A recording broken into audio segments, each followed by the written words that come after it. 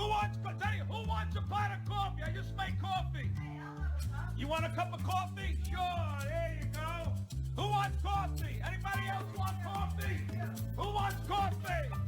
And now it's time for the man with the caffeine, the new tropics for the brain. It's Coffee with Mike.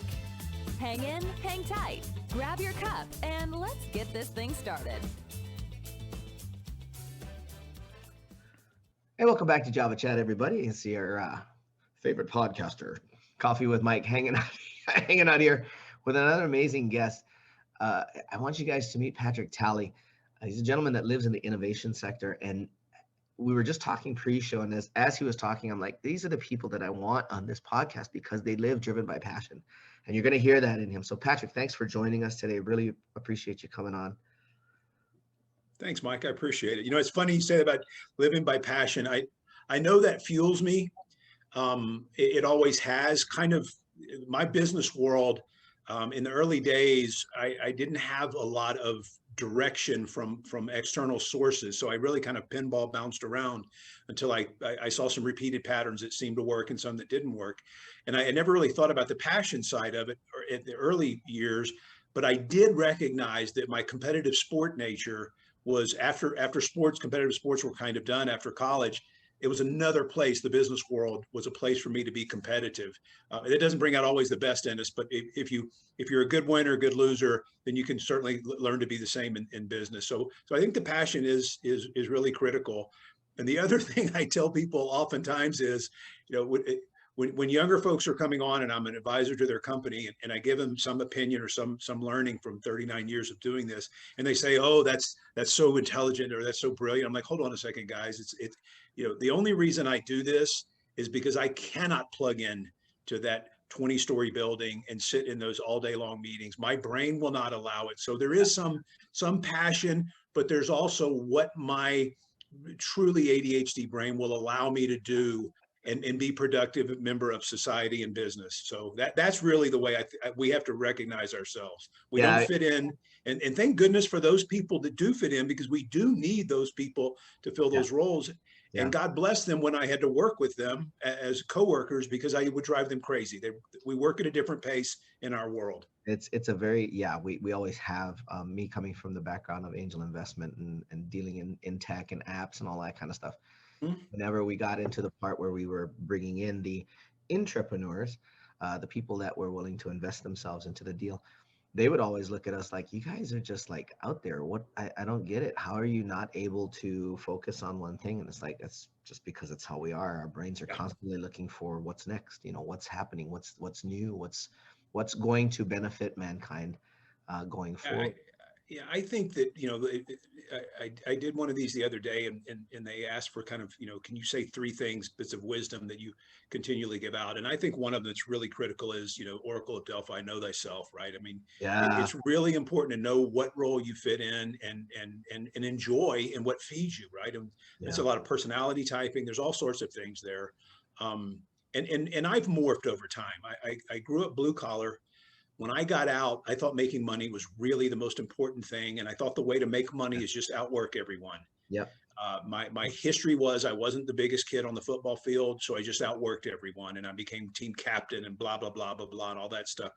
But the point is, outworking everyone was my MO, because I knew I could do that. I didn't know if I could be as smart as everyone else.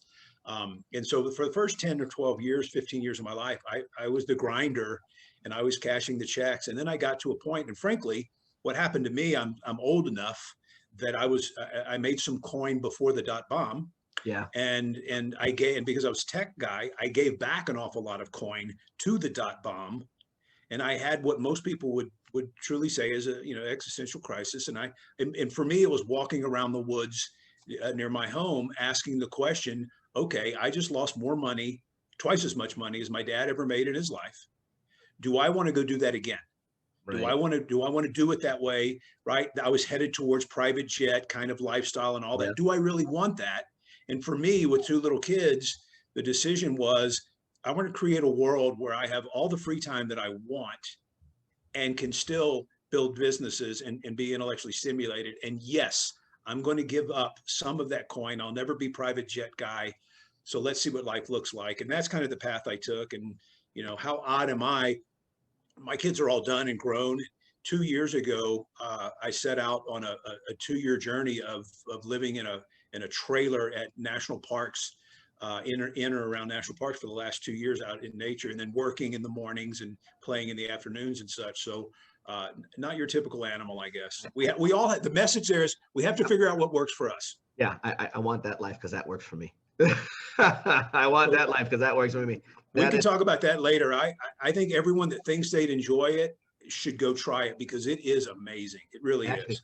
I actually have a buddy of mine who's former Navy, and he's getting to that point where he's thinking about, how am I going to retire? And he and his wife have been talking about getting a catamaran and sailing. Yeah, wow. Like literally doing the round the world deal. Wow. Both of them naval vets. Yeah, so sure. Hopefully. No problem. No problem on the sailing part. And I looked at him and I went, do it. Yes. Yeah, we're talking about it. I'm like, no. You didn't hear me, bro. Yeah. Do it. Yes. This is where you belong. This is where you feel like you belong. Go do it. So I have something two statements around that. One of my siblings has been big corporate HR for 30 years. And one day she said to me, I just could never tolerate the risk that you tolerate in your life with all your startups. And without even missing a beat, I said, I just think we have a different notion of your security. Yeah. Right. And that's the way it is for me. But the thing that I told my children raising them, and probably to me, and I've told them this now as they're young adults and have their own kids, that one of the greatest things about being a parent is you lay out all these wisdoms. And then when it's time, you got to look in the mirror and say, okay, am I going to do that? Am I going to take that advice? And so I used to tell my kids all the time, when you're faced with a decision, take the risk. And here's why. Other than having a child or being convicted of a felony, almost everything you can undo in 12 to 24 months. And so what a great life to say yes to everything. Buy that travel trailer, buy that catamaran, go do it. If it's not for you, sell it. You might take a hit. You might not going to take a huge hit on the asset itself or the commodity, but the adventure, right? And so for me, it's always been, I put myself through college, and I did this by painting and doing restoration to old homes and such. Mm-hmm. And I had a spray rig.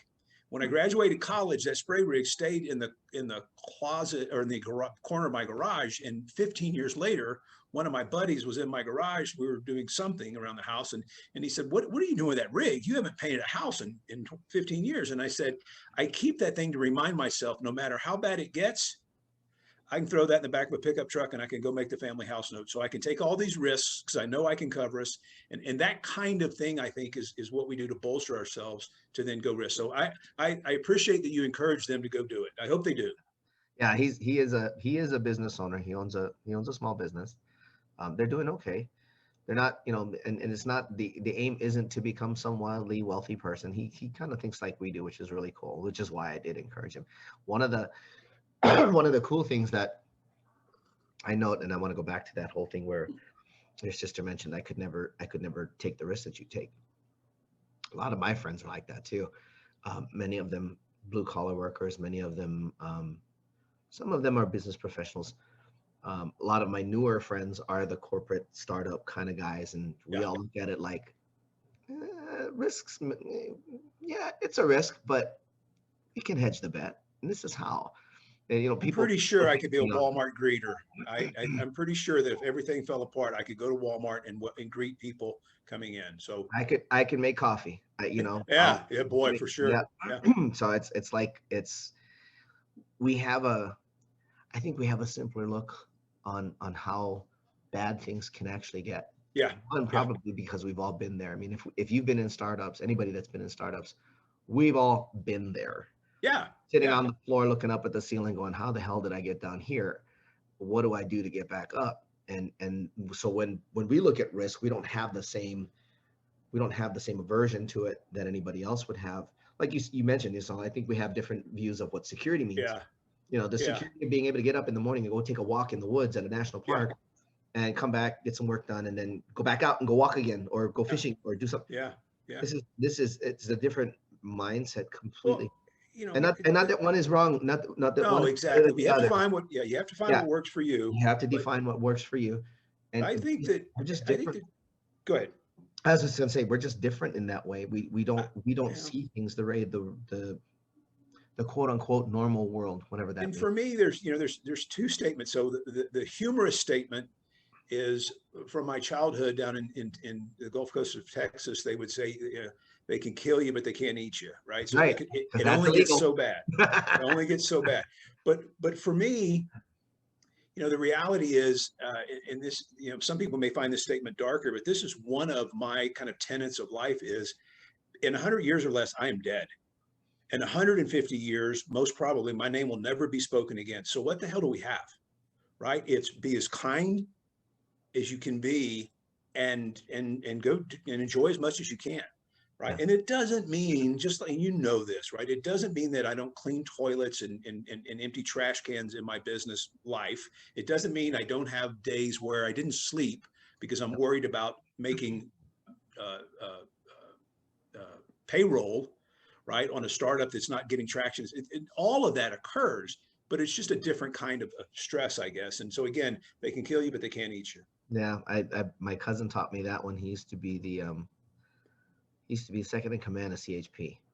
And we worked together. After he retired, he became the director of security at a property that I worked at with him. I was one of his security officers, much younger days. And it was funny. He goes, just remember, they can kill you, they can't eat you. There you go. So And how bad does it get? It's because that's illegal. And I looked at him and I was like, I never thought of it like that because that's why it works. Yeah, exactly. So you're originally from Texas. Yeah, Houston. Oh, nice. Okay, good. I haven't had the chance to explore it. Been there a couple times, like at the airport. Have friends that live there. They send me all kinds of photos. Houston, Best food city in the country. Best food city in the country. Huge city, second largest in the country as well. So plenty of diversity and all kinds of wonderful things going on out there. You grew up. You moved.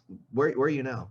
So I'm in just outside of Boulder, Colorado now, and so I made my career and did my career in Houston, and then and I told my kids when they were growing up, we vacationed in Utah and Colorado and all sorts of fun outdoor places.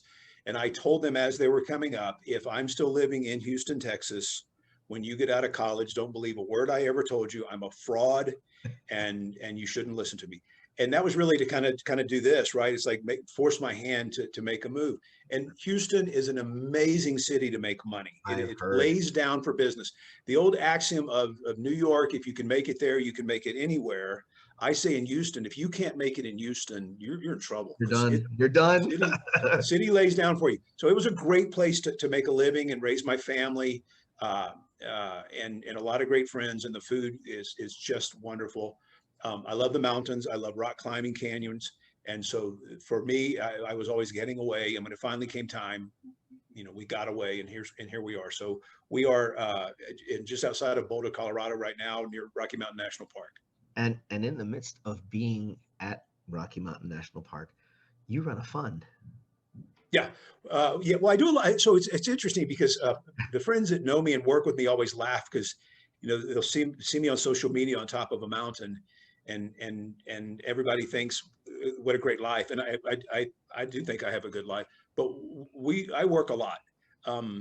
My gal is an online health facilitator, health coach for mental health, which is a really active and important job right now during COVID. They've done some important work.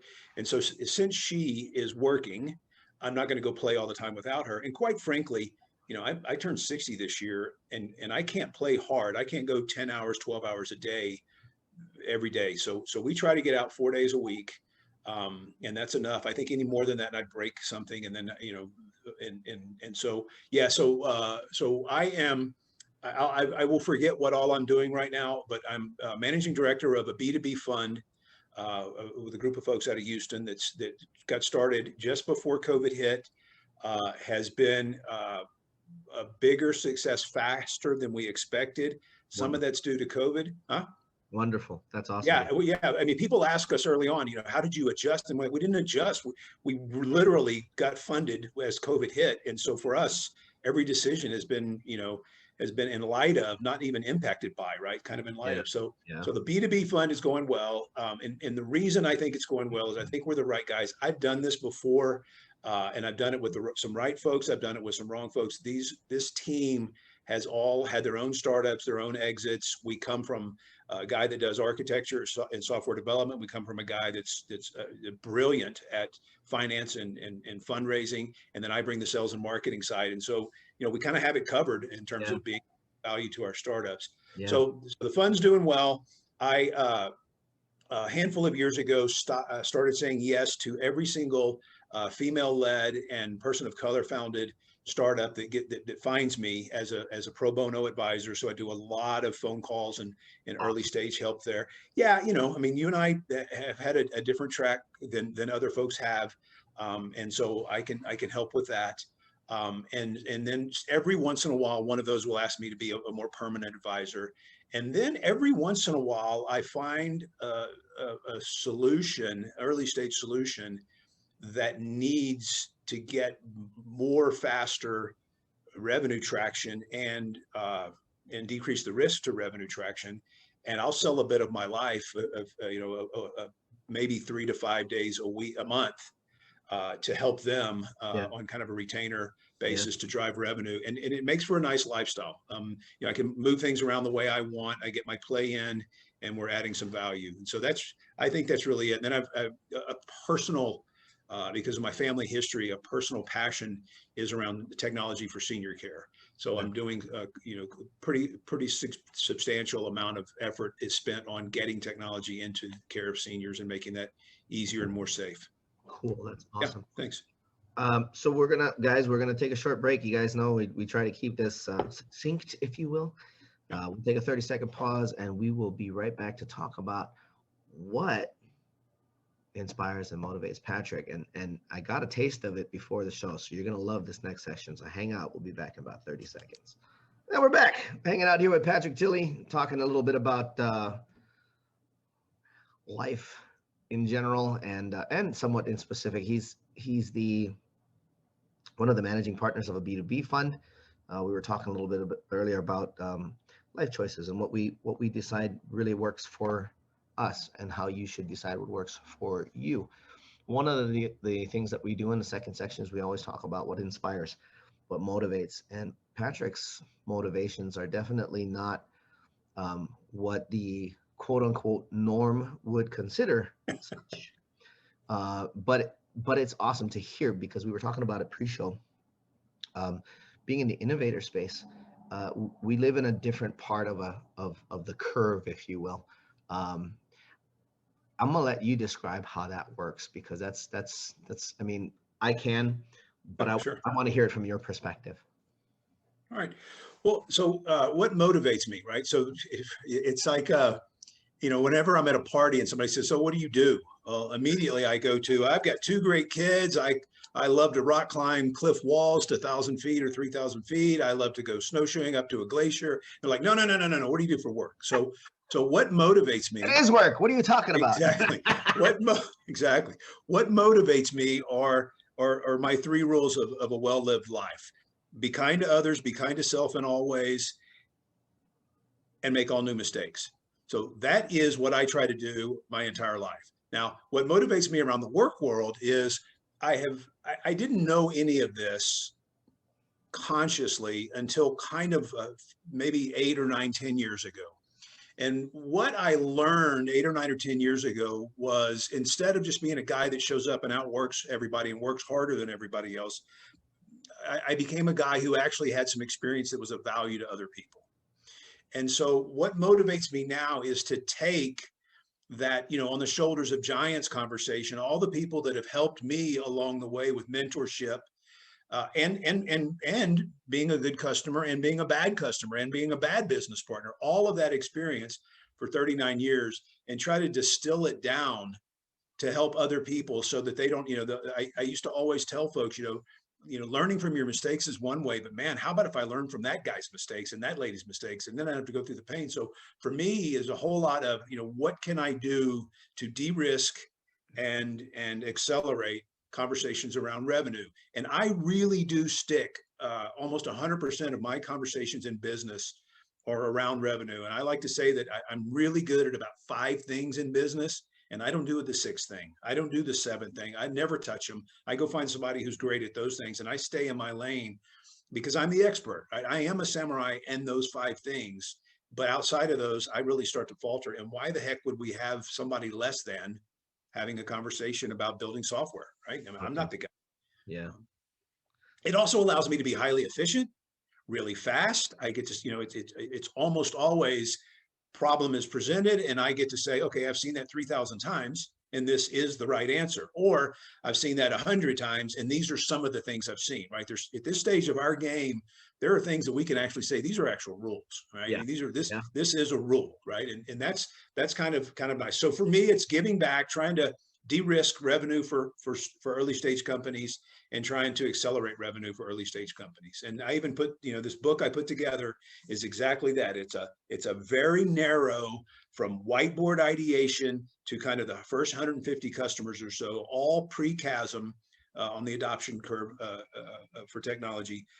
That's all that book has is all the little idiosyncrasies and nuances that exist with the customer base, with the product maturity, with your ability to sell, with every deal having hair on it. It's not a clean deployable deal. It's got to have this or that, which is now breaking the back of the product development team. All of those dances we go through. And so why do I love the innovator sector? And the reason I love it is a very prejudicial statement. I think it's where all the smart people live. That's not true. There are smart people who are at GE. There are smart people at Apple who are driving scalable, right, process-driven businesses. Mm-hmm. For me, the intellectual stimulation is before all that stuff happens. And additionally, those worlds don't have a lot of individual acts of heroism carrying the day. That's true. And every early stage company is carried every single day by an individual act of heroism, hopefully by different people, Right. not all the same person. But for me, I love that. It feeds my ego. And I do have an ego that shows up at work, right? I want to compete. I want to win. I want to develop. I want to create, and I want to assist. And that's a lot of ego stuff in there. And so that's really it for me. It's the problems I think are great. The solutions are partial. Yeah. They're flaky. They're duct tape and baling wire. They're half promise, half deliver. And here's the magic: the customer's on the journey with you. When my iPhone does not work, I want to throw it through the wall. I want to rail at Apple, et cetera, because I'm a commodity buyer. Yeah. Right. When I'm doing something with an early stage startup and they've got a product that's in development, I'm helping them develop that. And I enjoy that customer relationship. It's interesting. You remind me of a conversation I just had with a good buddy of mine's about duct tape and WD-40. Yeah. And the flow chart between the two. Have you ever seen it? I'm going to have to look it up. I'm on it. That's intriguing. Is it supposed to move? Yes. Is it not? Oh, brilliant. No. Brilliant. WD-40. Is it brilliant. supposed to move? No. Is it moving? Yes. Duct tape. So we very quick segue on this, and I'll make it really fast. We did a private raft trip down the Grand Canyon a long time ago. And when you show up and you've got a certain number of small oar boats, oar rafts, you start dividing up gear and making sure that everybody's not bringing a frying pan, right? So you lay everything out on the beach, consolidate the packing, and every male pulled out a brand new roll of duct tape. Oh no, that's awesome. we were ridiculed by one of my friends, a lady geologist actually, who was just giving us grief about every man had his duct tape. I want to tell you something.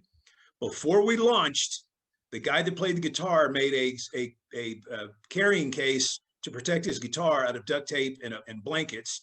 And before we landed 2 weeks later, the guy who built a self-built wooden dory to lead us down the Grand Canyon, the Colorado River, the Grand Canyon, we patched the hole in his boat with duct tape and some foam from the fridge box that we had. So again, if it doesn't move, duct tape. Brilliant. Love it.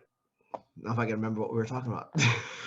So we had talked about kind of the passion and what drives you in the innovator space, and the customer journey, the customer being kind of with you on that as opposed to commodity. And we were on the WD-40 duct tape thing. Yeah. Okay, so let me try that again. Mhm. It's interesting that in the innovator space, we actually kind of live according to that mantra, if you will, of does it move? Should it be moving? If not, how do we get that, oiled up? Should it move? Is moving and it shouldn't? We got to duct tape it. We deal with that kind of stuff all the time in the innovator space because, like you said, conversations around revenue. Why isn't it producing enough? Why isn't it getting enough traction? What are things that we can improve on to make this move faster, make it move smoother? What processes need to be put in place? We live in that space with that kind of ideal, and it's really fun for people like us, simply because there's the challenge. I mean, you taped up the guy's boat all the way down the river with duct tape. Yeah. We do that as we flow down river in any business. It's no Yes. different, and Yes. it's fun because we look at it from the standpoint of, there's still that little piece hanging off the side, but it works, it runs, and it's working, and I was a part of it. Yeah. And of course, everybody else comes in and brings in all of the, the smoothing out stuff, whatever you want to call the paste and the pitch and all that stuff to make the boat pretty. And all of a sudden it starts really rolling fast. And it's like, okay, awesome. Yeah. Take it out for a run, boys. Let's see what it can do. Yeah. We get to stand back and look at it and go, that was hard, but we did it. Oh, so I was part of a deal when my second job after college. I just stumbled I stumbled into a software company, the first job, and that put me in a larger. So the initial one was two guys and two gals, and then I was a kid they hired, and we ended up with a nice little exit. The next one ended up being a company that looked like it was going to do well. But it was a lot of, kind of lipstick on a pig. It looked good from the outside, but the inside, it was a lot of work. And when I showed up, it was a 3D seismic interpretation software for oil and gas exploration. Oh, wow. Houston kid, right? What are you going to do if you're in software? Yeah. Healthcare, oil and gas, pretty much. Yeah, pretty much. And I didn't know this at the time. I think the founders had an idea of this. I showed up as a sales guy, and we ended up when I arrived there, you could hardly keep the software up and running without it completely crashing the system. It was really pushing the extreme. So 3D seismic data sets are just colossal in size. And back then, we're talking a system with a gigabyte of memory, right? And so it's kind of that's not gonna. It was ahead of time, is what it was. They had extra fans on the hardware to keep it cool. We were pushing things so much with the graphics cards there. Enough about that. Here's what happened. We went from a company I was selling software that we could barely keep running, and I was selling it to geophysicists who understood all the problems, but it still was better and faster than them doing it literally with pencil and paper, with the way seismic interpretation was done for miles and miles of seismic. So it was, for the customer, the value was there, even though it was a royal pain and it broke all the time. We went from that to literally, and this is no hyperbole, we changed the industry. It got to where you could not drill an oil and gas well without 3D seismic interpretation because nobody would fund it because it cut the risk so much. Now, this is all pre-fracking and all that business.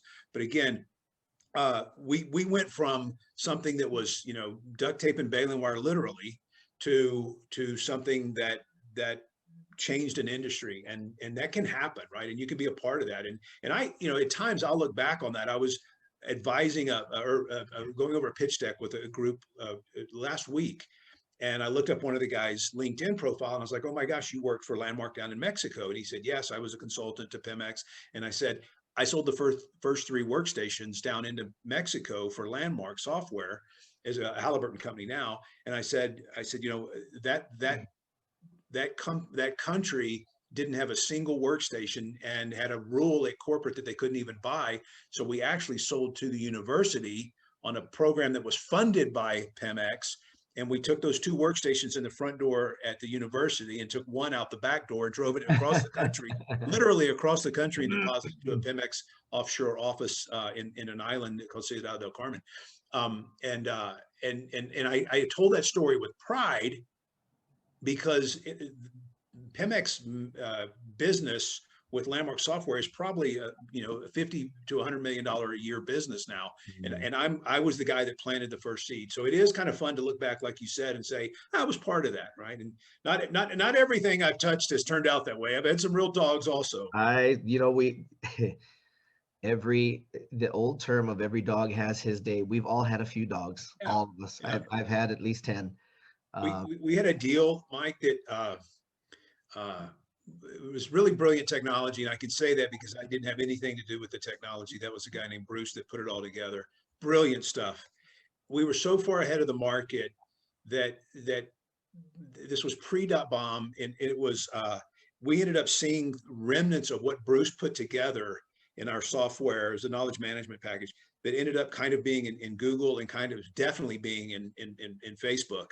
And so what we really kind of built pre-dot bombs, this is 99, 2000, we built a Facebook for inside the firewall of corporations to exchange information and find knowledge and such. And it was amazing.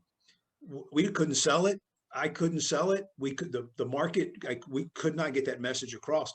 Years later, I'd be in Austin and someone would say, oh man, that stuff, you and Bejoy and Bruce, that was amazing. You guys were so far ahead of the market. And I was like, yeah.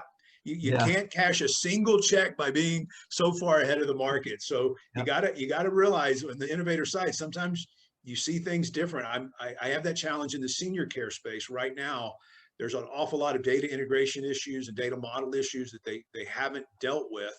So data sits siloed and it's unusable. And I'm really having a difficult time getting that message across. They're going to get it. They're going to do it. I don't know if I'll be a part of helping them or not, but it's going to happen. So I keep pushing and trying to rephrase it a different way and show them a different way. I think that comes down to when the problem becomes a critical mass, then somebody finally breaks and says, well, shit, what else is there?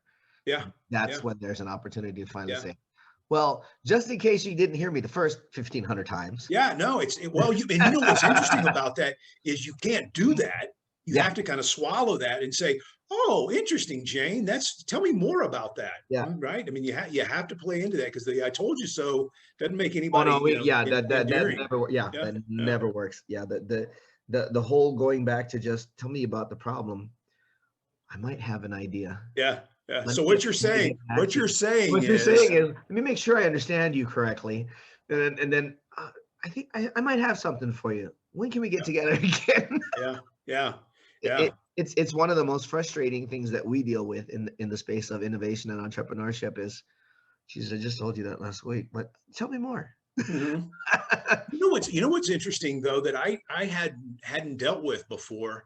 I'm working with some folks that have a Internet of Things, industrial Internet of Things, right? So IIoT, and this is oversimplification. It's kind of thermography cameras and motion sensor cameras and leak detection systems out in the field, out in just godforsaken places, looking over sites, industrial sites that normally you'd have to send a human out to check on them once a week. Now you can literally monitor them 24/7, and it only sends alerts when you have a problem. There's cool stuff going on. There's some guys that put something together about the size of a salt shaker, sits on a motor, just measures the vibration. As long as it's doing what it's supposed to do, nobody cares, nobody notices. As soon as it starts doing this, an alert goes out, a text message goes out that motor 7053A at this location, camera spins over, looks at it. Is it smoking? Is it on fire? Is it cavitating? What's going on? So all kinds of brilliant stuff. Here's what I never thought about in helping those guys get traction. People say, oh, yeah. I just bought a camera for my garage, security camera for my garage at Best Buy, and it cost $112. Why is your camera $18,000? It's like, well, there is literally nothing similar to those two cameras, right? And so, but people, again, people bring what they know, and on the innovator side, you're like, okay, so now I have to separate out a user experience they have that they're applying to a use case that's very dissimilar. So we have to start back again to the use case, right? Yeah, it's us constantly having to reframe. Yeah. Yeah. It causes for one, a lot of people that are in the business professional side still have a consumer mindset. I've noticed. Yeah. Still have a consumer mindset unless they're in the IT or in the That's interesting. Yeah. very I hadn't thought about it in that manner. One of the things I always tell people is I tend to stay in B2B because I don't understand consumer behavior. Yeah. My lady and I will occasionally watch Shark Tank, and as soon as some consumer, the guy with the fuzzy slippers that look like animals, as soon as that guy popped up, I said, I think that's stupid. He's probably sold $1 billion worth of that stuff, and he has, right? And but it is that mindset, and it's a different mindset that I have. So for me, the whole conversation, the entire conversation is, how fast can I go from an introduction to discussing return on investment for my customer? That's it. Because, I always tell people they're going to write us a check. They're going to give us real money. We better be able to, experience with them and share with them how they're going to make real money off this or save real money off this. Or else it's not going to fly. And it's a really neat, kind of science experiment that you sell one of. So that conversation too walks through getting them from the consumer mindset out into the investor. It does, in the complexileties, right? And so it's kind of like, people say, well, I can do this out of my home. I'm like, well, so when you're out at the edge in far West Texas, and you're trying to get to the cloud, you're sending data through a paper straw, right? So you can't send a video. You can't send a live stream video. You're sending packets of video that are just snapshots, JPEGs from a video. So, it's the thing too, I think that is really, really an interesting dance that has to be done at the innovator sector. And I tend to think of this as kind of, so without going into too much around this, if you look at the Jeff Moore's technology adoption curve and you look at the innovator sector, what I did a long time ago when I started just focusing on that sector is I took the technology adoption curve that Moore and others have talked about, and I laid it on top of the innovator sector. So instead of looking at the innovator sector as the innovator sector and then the chasm and early adopters, I looked at the innovator sector and said, okay, what's the curve of adoption within that innovator sector? Because if I'm only going to live in that, it's a market, right? Yeah. So if it's a market, so kind of macro to micro vision of this thing. And so I always try to oversimplify things because I don't think I have as big a brain as others, and I have to communicate. So if I can get it simple. So one of the things I always tell people is every early stage company has got 41 companies that want to buy from them. Oh, we're having all these great conversations, and we just did a demo yesterday, and they want to talk to us about a pilot. And my first question is it a paid pilot? No, it's a free pilot. So let's not have that conversation. So let's talk about why everyone wants to talk with you and meet with you, right? You're the cool kid that just showed up in the parking lot of high school with a brand new car. Yeah, pretty much. Everybody wants to come out and look at that cool car. Right? So now you're the new cool kid in the parking lot, right? That's what you are. You've recognized a problem. You've built a really cool solution, or at least an MVP around that solution. People want to talk about it. Are we talking to people that know how to buy, that can drive a transaction? Are they in a place where, so that's all I care about, right? And so now when I look at that super innovator whiteboard ideation to the first 3 customers, 4 through 17, 18 through 35, 35 through 70, 70 through 150, kind of break out that adoption curve into that. I'm looking for a super innovator. And I think the definition of a super innovator is someone that recognizes it's a big problem, try to solve it themselves, realize it's a bigger problem than they thought, realize, holy hell, I'm not a software company, I can't do this. I wish I could find somebody that could do this. Now that person will go on the journey with me. Then you have to ascertain very quickly, are they capable of driving a transaction?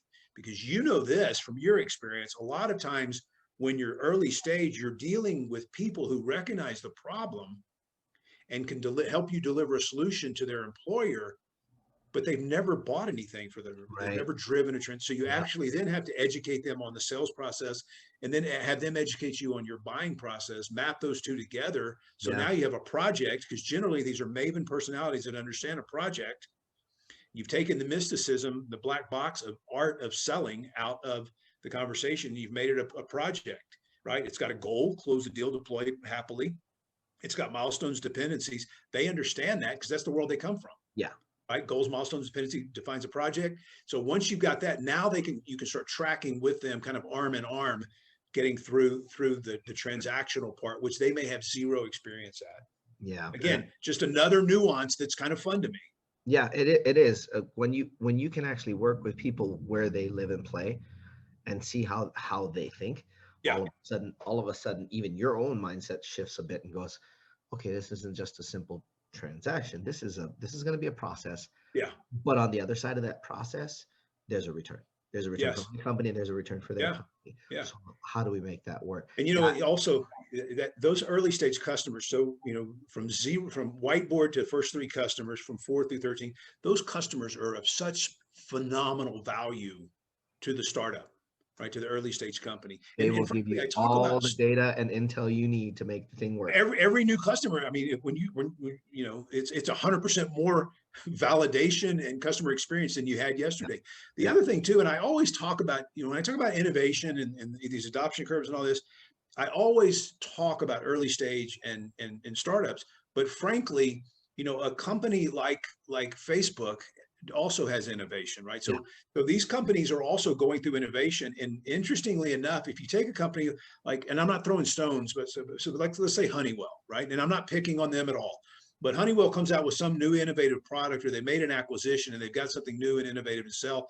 They generally put that in the hands of the salespeople that are selling everything else they sell. And that is the wrong approach, because it also takes a different animal to understand what goes on in innovation. And I've done 1 or 2 kind of sell a bit of my life contracts for money to help 2 larger companies, established companies, who are going into new areas with their older technology. And then one of them was going into the same area with new technology. And they acknowledged, our sales guys aren't going to get this. The men and women who sell for us, our sales force today, they're not going to get it. We need a new way of doing this. We like your approach. We know it works in early stage. That's innovation. Why doesn't it work here? And it's worked splendidly. And it's really about, again, macro to micro, and just give me those first 3 customers, give me those 4 through 13 kind of conversations. So it's just that adoption curve again. That's huge. When you can actually get the company to recognize, if we throw this in the portfolio, 1, it'll never sell, because my sales guys don't know what the hell that is. Again, it's the same idea, but bringing in somebody or creating a new process for new salespeople to solely focus on that first, 1 to 3, 4 to whatever, you now have a diversity of salespeople. Yeah. And, you know, different products. Like, you also see the same thing happen when an early stage company, so investors and founders, even if they've stepped out of the sales side, get frustrated with the speed at which channels will pick up and run. And it's the same thing. And what I tell people all the time is, you know, when you bring a channel in, you just doubled your workload, right? You've got another whole set of customers. You got to take that technology adoption curve. You got to take my little overlay onto the innovator. I got to go find out. And here's why, because there's a woman who works for that channel, who's a salesperson. She made her house note last week without you. Yep. She doesn't need you. Yep. Right. But she's really good at what she does. You got to get to her, and you've got to convince her of the value prop and why it makes sense. Right. And so you're looking for those innovators. Now, the nice thing about truly great salespeople is they're always looking for some innovation, because they've sold everything else. Yeah. It's a challenge. Oh boy. Start just selling workstations to the huge oil and gas companies. Then I sold the first workstations ever to the independent oil and gas companies. Then I sold the first workstations down in Mexico, Colombia, Venezuela. Then I sold the first service contracts we ever did. And all of it that's all innovation. And it was because I didn't have anything else to sell. I would have had to leave and go somewhere else because my customers were kind of bought out. So with a channel, you want that man or woman who's looking for just something else to put into their market that's going to deliver value to their customer, and they can extract value in return. Absolutely. As you guys have heard and have been hearing, this is what drives Patrick. You can hear it all in this speech. So we're going to take another short 30-second break. We'll talk about what's coming up next. Okay. So give us 30. We'll be right back, guys. I do that so that I know where to stop the video. Yeah. No, I get it. I like this. I like the idea of segmentation. It makes it easier for you to come back to it, I think. Yeah, you can rehash and dig into the next section. So Last section, what are you working on? What's coming up Yeah. next? What's cool? What's fun? Yeah. What's awesome? All that stuff. Nice. Wow, we're not doing bad. We're doing pretty good considering the break that we had to take. Yeah. Yeah. Okay. No, we'll all right, cool. Back in 3, 2.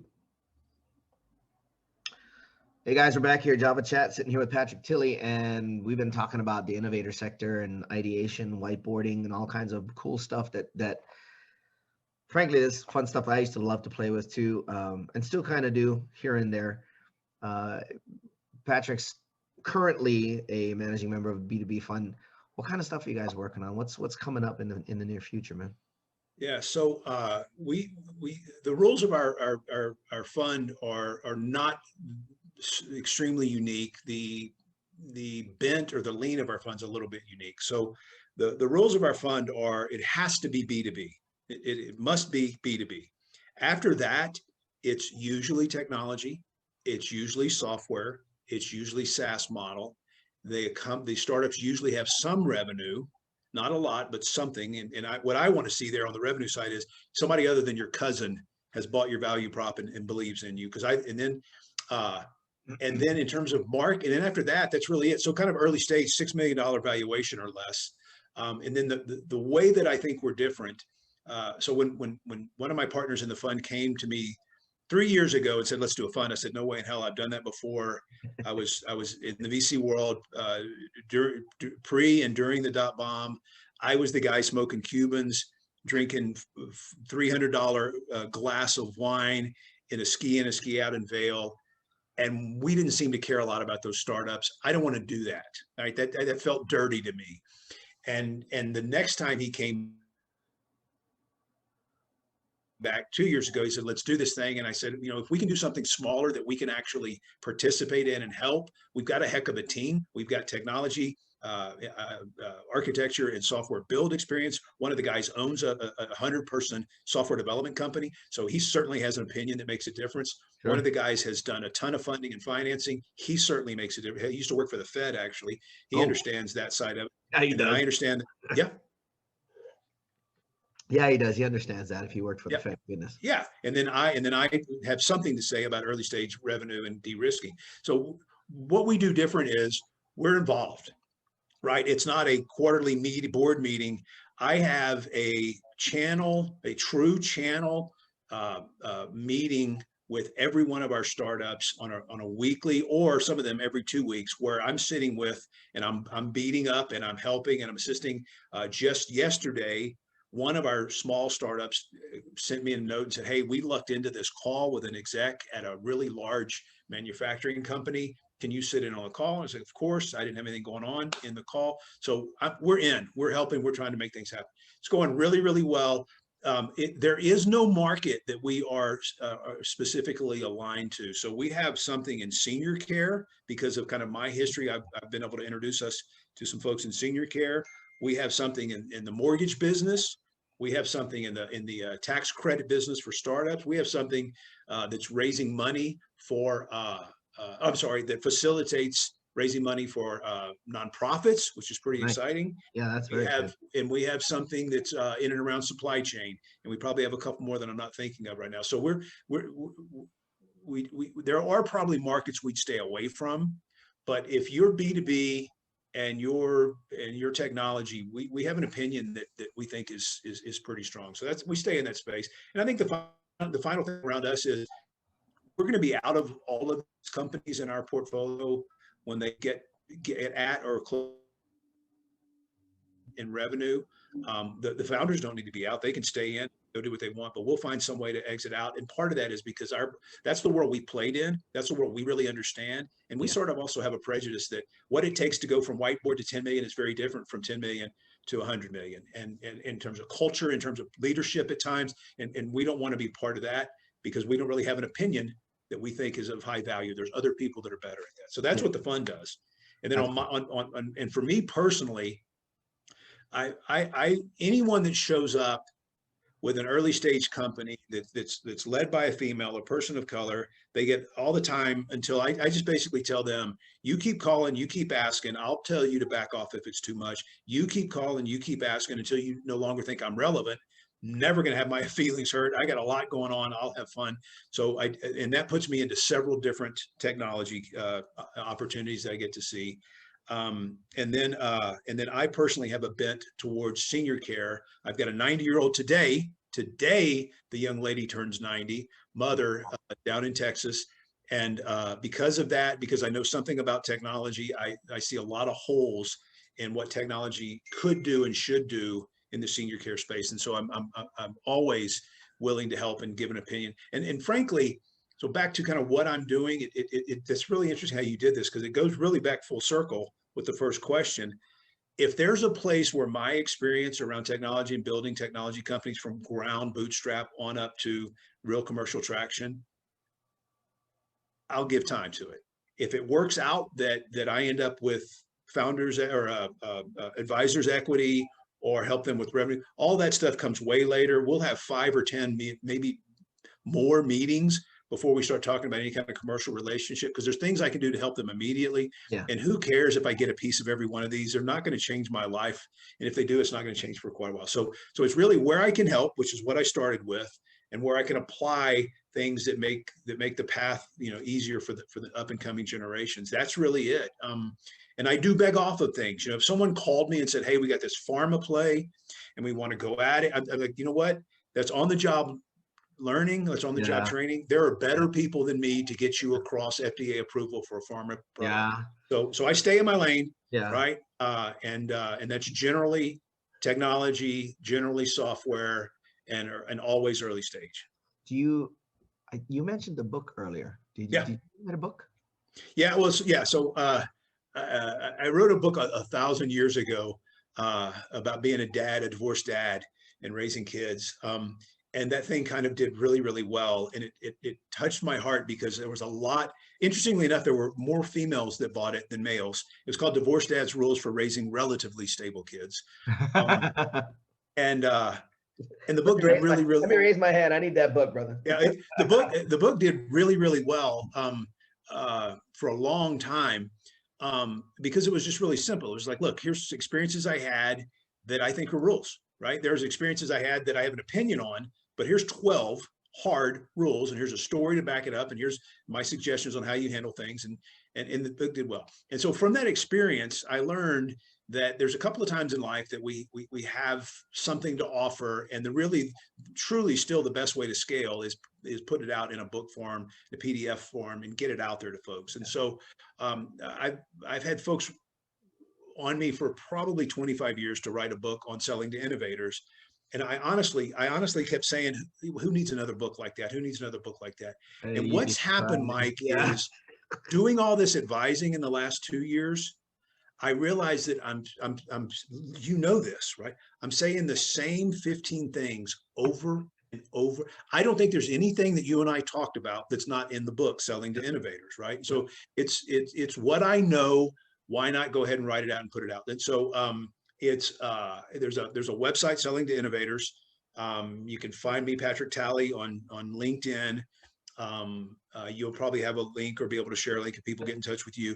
And it's what I say about it is that if you're in the early stage or innovation, you're going to learn something about sales. If you're managing people, right? If you have a startup and you come from the technical side, damn well buy this book, because you need to understand what your people are doing and why they're selling deals with hair on them, right? Because you're going to think they're doing something wrong, right? You're also going to learn that you better stay involved in the transactions, because if who's ever leading your sales for your small startup leaves, you've got no pipeline visibility, and you're in a very vulnerable situation. So all that stuff's in the book, and it's really de-risk and accelerate conversation.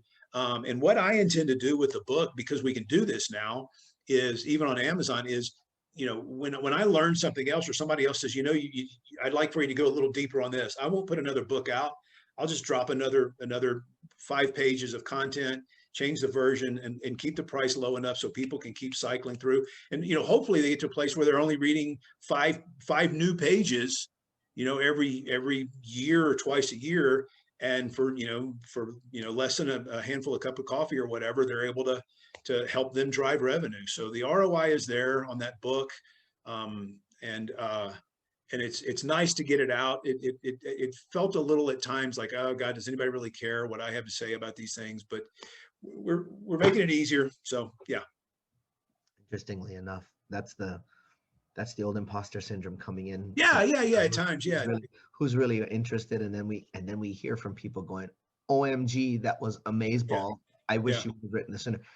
Awesome. Yes, we do. We actually put all the links down in the comments. Okay.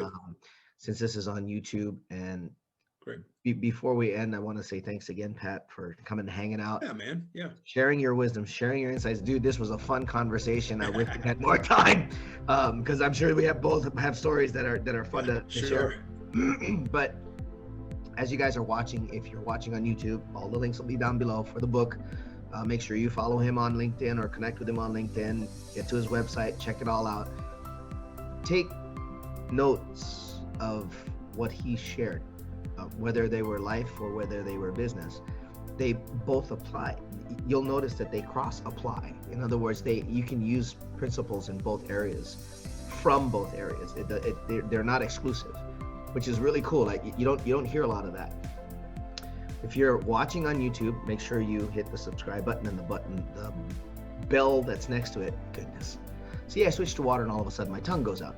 There you go. And make sure that you get notifications so that when we get gentlemen like this come and join us and sharing their expertise, that you know when it's posted again. If you're listening to us on any of the podcast platforms, make sure that you download or subscribe there. If you're listening to us on anchor.fm, you're welcome and free to show some support. We love all that we can get. We always end the same. We are very thankful for the fact that you make time and take time to come and watch or come and listen to us. And hopefully you're getting a ton of value out of these. If you are, share it with somebody. Let them hear this stuff, because this is stuff that other people, you may not know who it's going to affect and who it's going to inspire. And that's the whole point of Java Chat, hanging out and inspiring each other. So, as they always do, stay up, stay safe, stay healthy, and live. For myself, Coffee with Mike, and for Pat Tilley, ciao for now. Thanks, Mike. Thanks. For more information on Java Chat, visit www.javachatpodcast.com. You've been listening to Coffee with Mike on Java Chat. Tune in weekly to this podcast for the next episode. You can also download or subscribe today on your favorite podcast platform. A production of Oasis Media Group, LLC. Located in Las Vegas, Nevada. Copyright 2019. All rights reserved.